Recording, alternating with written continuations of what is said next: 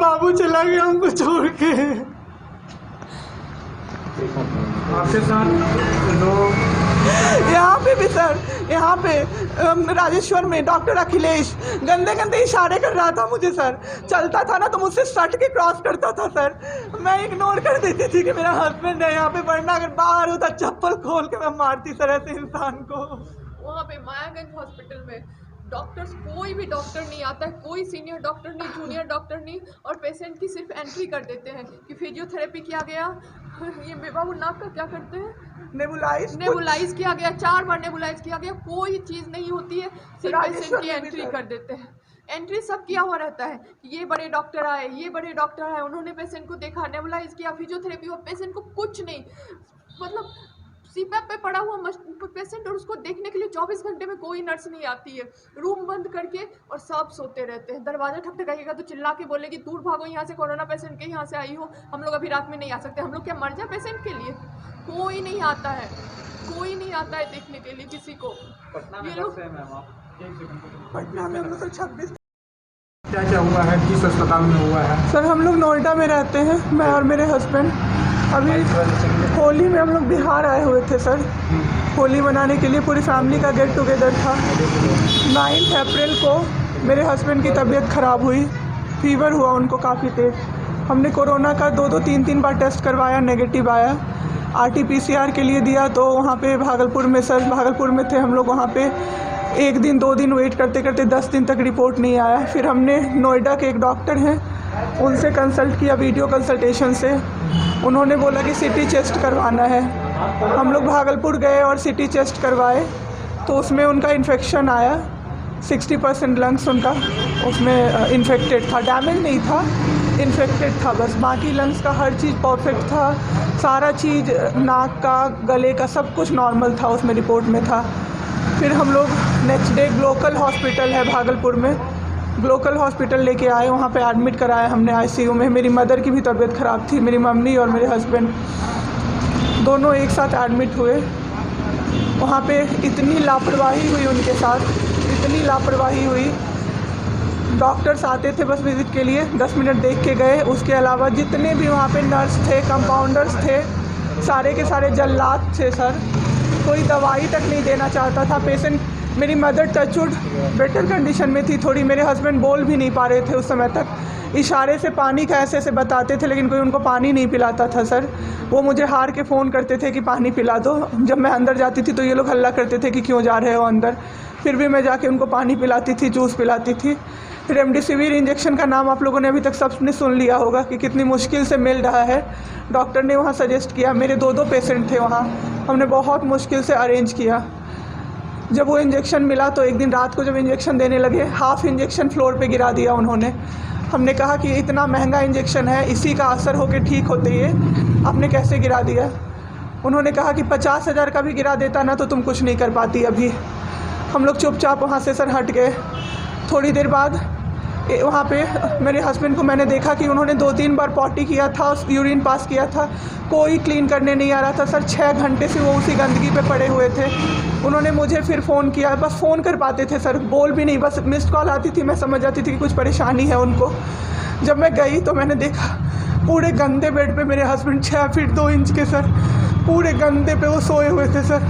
मैंने ज़बरदस्ती सबको बुलाया, एक आदमी था ज्योति कुमार करके, ज्योति कुमार, सब लोग ध्यान से इसको कवर कीजिए। ज्योति कुमार एक कंपाउंडर था वहाँ पे, Glocal hospital Bhagalpur. Jyoti Kumar compounder है वहाँ का, मतलब जो अटेंडेंट सब होते हैं ना वो है, लड़की नहीं है लड़का है ज्योति कुमार।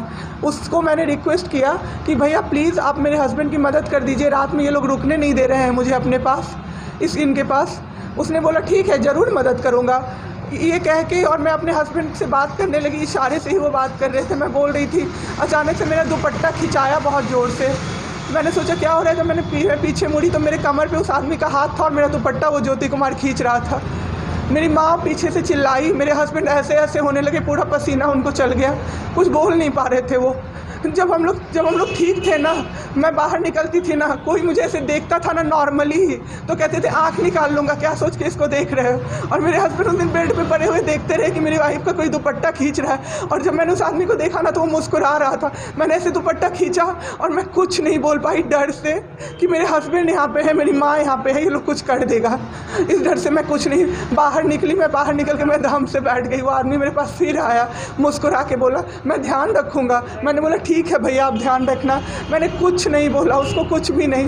2-3 दिन बाद ऐसे ही कोई सुविधा नहीं, कुछ नहीं। मेरे हस्बैंड की तबीयत उस दिन से बिगड़ी जब रात के 2 बजे में मेरी मदर के बगल वाले बेड पे एक अंकल, मास्क उनका हट गया था और वो अंकल चिल्ला के नर्स को बुला रहे थे और मेरी मम्मी चिल्ला रही थी जल्दी आइए ये मर जाएंगे, जल्दी आइए ये मर जाएंगे। कोई नहीं आया और अंकल ने दम तोड़ दिया। ऐसे 3-4 लोग उस 2-3 दिन के अंदर दम तोड़े हैं बिना केयर के, बिना नर्स के आए। सारी नर्स टेबल कुर्सी लगा के सो जाती थी, कहती थी पागल हो गए हैं हम ही, अब मर जाएंगे इस कोरोना के चक्कर में, अब तो क्यों जॉब कर रहे हो, छोड़ दो, आपकी जगह कोई और आ जाएगा। उसके बाद वहाँ से बाई पैप वहाँ उस हॉस्पिटल में नहीं अवेलेबल था। मेरे हस्बैंड की तबीयत एक दिन बहुत ख़राब हो गई, उन्होंने मायागंज रेफ़र कर दिया, भागलपुर मायागंज हॉस्पिटल। हम लोग जब भी मायागंज आए, मायागंज की और हालत ख़राब। आईसीयू में 4 बेड था। मेरे हस्बैंड के बगल वाले बेड पे 4 लोग 6 से 7 घंटे में 4 लोग ख़त्म हुए। क्यों ख़त्म हुए? वो नर्स को बुला रहे थे, सिस्टर आ जाओ, दिक्कत हो रही है, और सिस्टर नहीं आती थी। एक अंकल तो बुलाते बुलाते उलट के गिर गए, पूरा सर फूट गया, ब्लड और मर गए वो अंकल वहीं पे। इतना मेरे हस्बैंड डर गए। शाम होते होते मेरे हस्बैंड की तबीयत अचानक से ख़राब होने लगी, पूरा ये सब ड्राई हो गया, एक लेयर वाइट कलर का जम गया उनके ऊपर, बहुत ज़्यादा तबीयत ख़राब हो गई। हम लोगों को समझ में नहीं आ रहा था कि हो क्या रहा था। अचानक से मेरे दिमाग में आया ना, बुलाते रहे, डॉक्टर को कम से कम 5-6 बार मेरी बहन बुलाने गई है, क्योंकि कोई डॉक्टर था ही नहीं ड्यूटी। कब हुई आपके हस्बैंड की डेथ में? परसों। सुनिए मेरी बात, पहले पूरी कहानी मेरी सुनिए। मेरी बहन 5 बार 6 बार गई है बुलाने डॉक्टर को मायागंज में। तो डॉक्टर क्या कह रहे हैं, यार रात में भी सोने नहीं दोगे। जब हमने देखा जाके सर, तो लाइट ऑफ, इमरजेंसी के नाइट डॉक्टर्स का लाइट ऑफ, और सब नीचे बिछा के मूवी देख रहे हैं और सो रहे हैं, और दरवाज़ा तक नहीं खोला सर। मेरे हस्बैंड की ऐसी हालत हुई, जब मेरी दीदी बहुत जाके चिल्लाई तब एक डॉक्टर आए वहाँ से। तो उन्होंने देखा क्या कि मास्क, उन्होंने ऐसे मास्क लगा होता है ना, उसमें एक ऑक्सीजन सप्लाई का पाइप होता है ना, वो पाइप ही नहीं लगाया था सर, बस मास्क लगा के छोड़ दिया था। ऑक्सीजन सप्लाई आ ही नहीं रहा था। जब बहुत कम हो गया तब वो डॉक्टर आए और पाइप लगाया। मेरे हस्बैंड तुरंत में ज़िंदा हो गए। उसी दिन से उनके दिमाग में वो ऑक्सीजन की किल्लत का डर बैठ गया सर। बहुत 7 घंटे बिना ऑक्सीजन के रहे सर, लड़ते रहे। फिर उस दिन इतना वो डर गए, वो बोले नहीं अब हमको कहीं बाहर लेके चलो। दिल्ली में सर हमने बेड का किया, बहुत पता नहीं था, दिल्ली में कहीं भी जगह नहीं था। हम पटना आए, राजेश्वर हॉस्पिटल में सर पटना आए। यहाँ पे इन्होंने कहा आईसीयू में अटेंडेंट नहीं अलाउड हैं, नहीं जाओगे आप। मेरे हस्बैंड रोने लगे कि मेरी वाइफ को बस भेज दो, वो रहेगी तो मैं ठीक हो जाऊँगा। इन लोगों ने नहीं अलाउ किया सर। मैंने देखा एम्बुलेंस से हम लोग भागलपुर से पटना आए थे राजेश्वर, रास्ते में उनको 3 बार पॉटी हुई थी सर। उसी गंदे बेड पे उनको 4-5 घंटे राजेश्वर में सुलाया रहा। मैं 10 बार जाके बोली बाहर से कि सर प्लीज़ बेड क्लीन कर दीजिए, वो हम लोग देख लेंगे ना। एक डॉक्टर निकले, मैंने बोला, वो मेरे हस्बैंड अंदर से ना बोल नहीं पा रहे थे ना, अंदर से ऐसे कर रहे थे, बुला रहे थे सबको। मैंने कहा सर वो बुला रहे हैं किसी को बाहर से। तो एक डॉक्टर मुझे कहता है अरे छोड़िए ना, वो छोड़ा तो ऐसे ही बौखला रहा है जब से आया है। मैं उस समय कुछ नहीं कर पाई सर। उसके बाद उनका ऑक्सीजन लेवल जब 37 हो गया, तब मेरे साथ मेरी दीदी थी, मेरे जीजा जी थे और मेरे जेठ थे। तब मैंने अपने जीजा जी को बोला कि अब मेरे से नहीं रहा होगा, मुझे किसी तरह से अंदर भिजवाइए। तब उन्होंने ज़बरदस्ती मुझे अंदर भेजा और 37 से 74 मैंने कर दिया 10 मिनट में। मेरे बाबू का ऑक्सीजन लेवल मैंने बढ़ा दिया। उसके बाद इन लोगों ने मुझे बोला, मैंने बोला सर अटेंडेंट अलाउड है, सारे के अटेंडेंट बैठे हुए थे। तो एक डॉक्टर ने मुझे बोला अटेंडेंट अलाउड नहीं रहेंगे तो कैसे काम चलेगा, सब तो कोरोना से बीमार पड़ रहे हैं, हम लोग कितना देखें, हम लोग क्या मर जाए खांसते सबको देख के। बैठिए चुपचाप और देखिए। 15 दिन तक सर एक टेबल पे एक लगातार मैं बैठी हूँ। आज 1 महीना पे मैंने ब्रश किया है सर, 1 महीने पे ब्रश किया है। मैंने बाबू को बहुत ठीक कर दिया। इतना स्ट्रॉ लगा के सर, मास्क के अंदर से स्ट्रॉ लगा के बाबू को मैंने जूस, दाल, रोटी सब कुछ पिलाया सर। इतने ठीक हो गए ना कि जो डॉक्टर फर्स्ट डे बोला था ये बचेगा नहीं, वो डॉक्टर सर 3-4 दिन बाद कहता है टचवुड क्या कर दिया आपने इनके साथ, ये तो एकदम ठीक हो गए। गजब का फाइट दिया आप दोनों ने मिल के।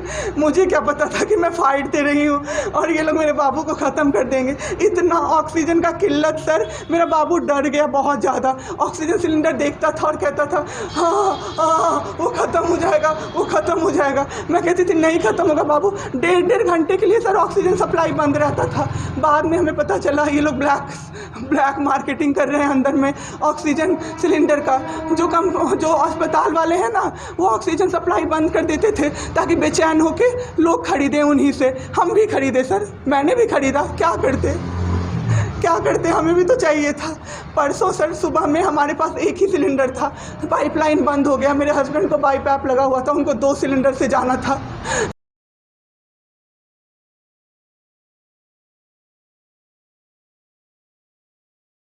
इसकी शिकायत आपने किसी को की है? अभी किसको करे सर, परसों तो मेरा बाबू गया है।